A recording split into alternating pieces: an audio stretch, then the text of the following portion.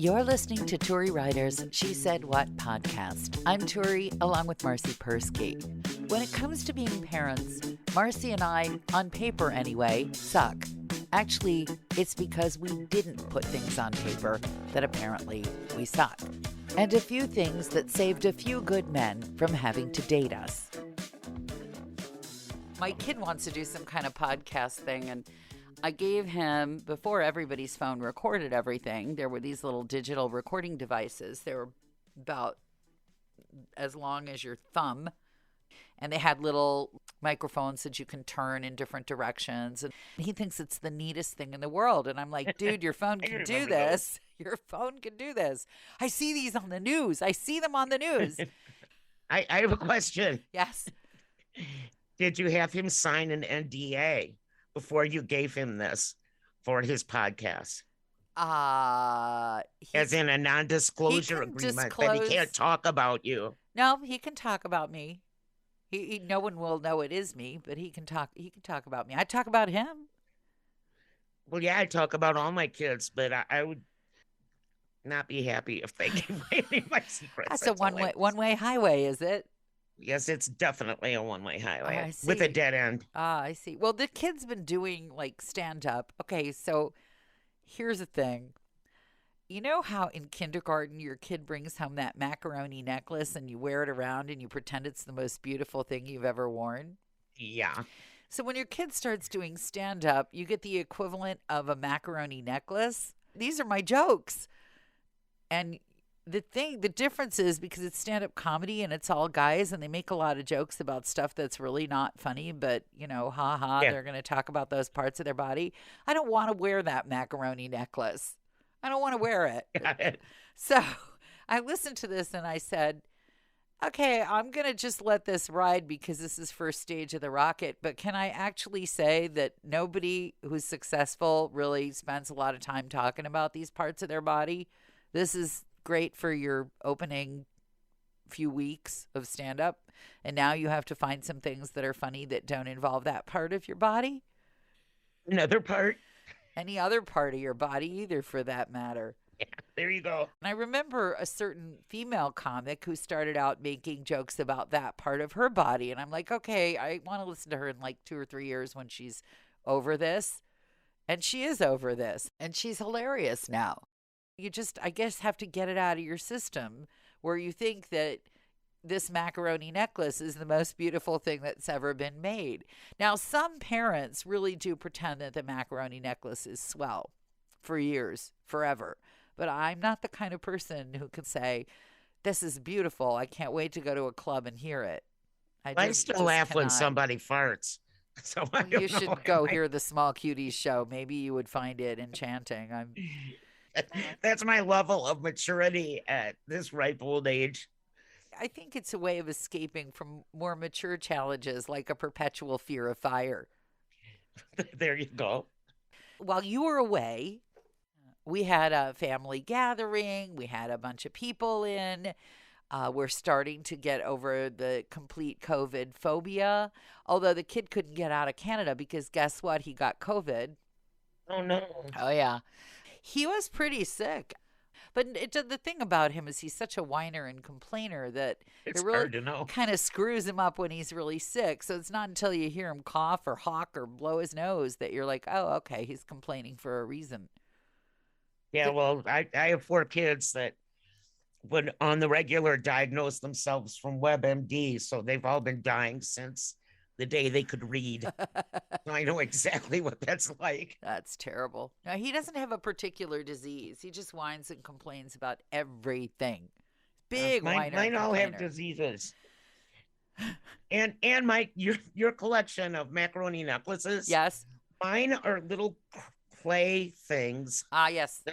And they all look like E.T. Yes. And I don't know how this happens, but every single one of them looks like E.T. And I have them going through, let's see, 4 kids. They made them at least for 4 years, every year in school. Yep, you've saved them all. Math, you have saved them all. Box. Yep. I have saved them all. You need to take up skeet shooting. Because it could be E.T. shooting. Shooting. I'm getting less and less sentimental the older I get. Go through my me house. too. Like, you want this? Good. I throw stuff away and then I regret it. Yeah, but you still have the space where the thing used to be, so you can get more stuff that you can regret getting rid of later. And that's true, kind of, too. So I went to a lovely gathering. A friend of mine finished her MFA, and what's really nice is when people have friends who are just as lovely as they are. That's really so nice. Usually I go someplace and I think, well, my friend is the only one here that I really like. All these other people I wouldn't give you a nickel for. But my friend has friends who are just as lovely as she is. And some of them are quirky, which gives them extra points. So That's always a nice yeah, surprise. I like quirky and I like it. Yeah, it does not happen often, does it? No, it really doesn't. More often than not, I'm shocked that my friends are so unlike my friends. What's behind that, do you suppose? Um, I don't know. I mean, I know that I have some unsavory kind of friends. Okay. All But right. I don't I don't invite them to gatherings. And I know that they don't listen to this podcast, but yeah, like there are people I would never introduce to my unsavory friends, but they still make me laugh. I guess they And so I just go keep around them around. farting, so they're around. Well, that's true too. Endless farts. Great reason to be in your life. Yeah, farts and tattoos. I can't. Have you met my husband? Well, He's not gonna like that. no, he's a nice guy, very sweet. And he just took me to Hawaii. and works hard and provides and is very sweet and cares about the cats and builds them shelters. We like Frankie. He's a good guy. Yes, I love Frankie. And he can fart and get as many tattoos as he wants. We'll give him I'll a let pass. him know. He has your permission. Yes, he does. In case you know what? I think if I really frowned upon it, he might think maybe a half a second more before he did it. Yeah, before he lifts his leg. He lifts his leg every time he farts. There are certain things that you can live with, and certain things where you go, "No, I cannot live with that quirk," and that wouldn't be necessary. That would probably be a deal breaker for me. But the other one is, I dated twice. I've been out to dinner with people with horrible eating habits, like chew with their mouth wide open, or Yeah. twice I've thought to myself, I can't wake up every morning and look at your chewed up food. I just can't. And there's no Yeah, way. I'm a judge about that as well. I can't do it. And then the other, and this makes me look like such a bad person. Oh, am I a bad person? I love you anyway. Oh, am I a bad person? No matter what you're gonna say. Really nice guy. Good looking. Terrible in private matters, but that you can educate. You can educate. But he wasn't going to last long enough to be educatable because he had a terrible accent. He talked like this, and I thought, there's just no way. I cannot live the rest of my life. And I'm not saying everybody I date has to have some kind of radio voice. My spouse does not have a radio voice. I really don't care about the radio voice. I mean, people will meet friends If they of sound mine. like a cartoon character, I When think they it would sound be like hard this, to I mean, listen. he had a serious Skokie accent. It Yeah. was really horrible. I just could not. I could not. I went out for breakfast, and by the time I was finished with my English muffin, I thought, this man has got to go. I can't take 10 more minutes of this. Not 10 more minutes. I don't care if he models for GQ. Could not, could not, could not. For me, it was the puka shell necklace. Really? I dumped a guy because he wore a puka shell necklace. Was it Yeah, the just like 70s? a choker. No, it was just like the 2000s, and it was before I met Frankie. And yeah, But you It- can he was a- take off the he was puka shell. intelligent, but just the fact that he would wear one was just like so. It blew my mind. Was he And Hawaiian? no, Oh, no, and he was very intelligent, a writer. He was athletic. He was nice. He was really nice. But that necklace, just like, oh, here's another one. Here's another one. Okay, so I understand because it bespoke bad judgment and bad taste, right? yeah, There was a guy. I was not dating this guy, but if I had been dating this guy, I would not have been dating this guy. He was an artist, And he just thought this was not particularly weird. He said that he'd collected all the hair from his haircuts. And I just thought, we're moving into Unabomber territory here. This is just Were they weaving it into something? I didn't even ask because I didn't want to know. A gifted artist, smart, funny, interesting. And again, I was not dating him. But there are just certain things where you think to yourself. You think about maybe he's making lampshades. I don't know. Skin. I just, oh God. I thought to myself, you're a single guy. And if you're hoping to date, I really hope you don't tell anybody this. That is so creepy. I didn't have the heart to even tell him. Don't tell. A closet that you open up and all the hair comes rolling out. Yeah. Oh man. Oh, yuck. That's terrible. I just thought to myself, what day was your life having when you thought, I'll just take this home with me. I'll just keep this in a little bag. I think I'll keep the rest of it. I have this box where I throw like random stuff, and talking about hair and throwing away crap, I had a curl from each one of my kids. I think, a curl from each of my kids from their first haircuts. I didn't mark the envelopes. Oh, yeah. I had that problem with first teeth. I had no idea whose curl is whose. Yeah, so I just threw them all out. Okay, so here's the worst. Here's another bad mommy moment. These are things that you don't ever want to admit that you think. Okay, I mislabeled all the first teeth. I don't know. I think I finally labeled one, possibly last tooth, and threw it in a drawer.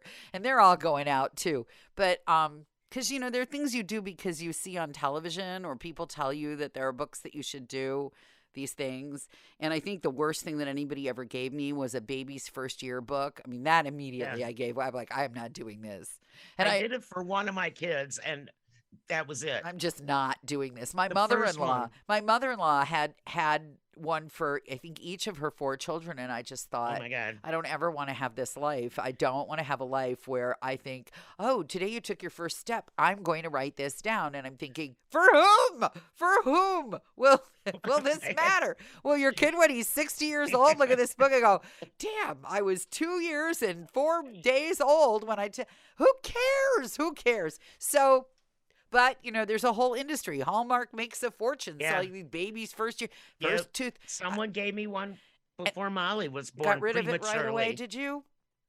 Well, Molly's milestones were she finally stopped screaming like a banshee 24/7. So I did write that down. The first 5 minutes of sleep that I got, I think she was 4 years old. Yes. The first hair that she grew, which I think she might have been 7. Because I used to have to tape stuff onto her head because people thought she was a boy. I mean, if my kids were more normal, maybe. But no. Here's the thing: if you do it for your first kid, it just makes the other kids feel bad that you didn't care enough about them to do it. And if you did it for all of your kids, then your life is I'm sorry, I should not judge, but as far as I'm concerned, you should be finding other things to do with your time. Maybe darn socks, anything, something besides keeping. And the maternity journals, those are even stupider. Oh, no way. All right, so if you kept a maternity journal, the meanest thing you could possibly do, I think, is to give it to somebody who's pregnant. Oh yeah, threw up today. Threw up today. And again and again and again. Threw up today. Hospital, right. To get more IVs because I keep throwing up. Yes, that's probably not something you should gift anyone with, your maternity journal. So here's the really bad thought. The bad thought. But good. This is what TV has done to me. Oh God, this is so awful that I think this. I have these little locks of hair, and I have these teeth. And I think I should get rid of these. Make a little person. Then, in my catastrophic imagination, I think, oh God, I'm going to throw up just confessing this. What if there's a plane crash and you need to be identified? Oh my God.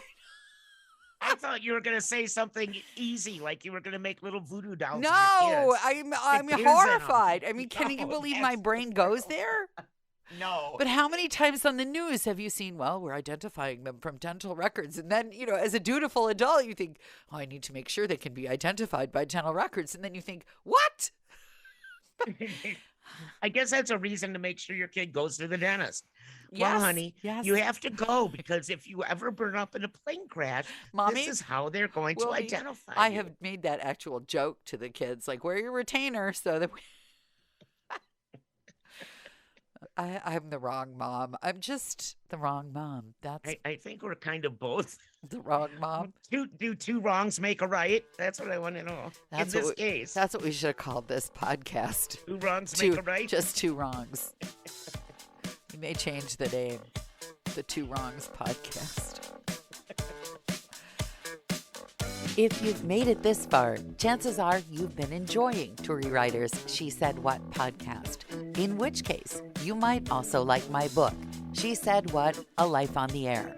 You can find that at your neighborhood independent bookstore or on Amazon. Marcy and I really appreciate your good reviews wherever you care to leave them. Your kind words help the podcast grow. Thanks.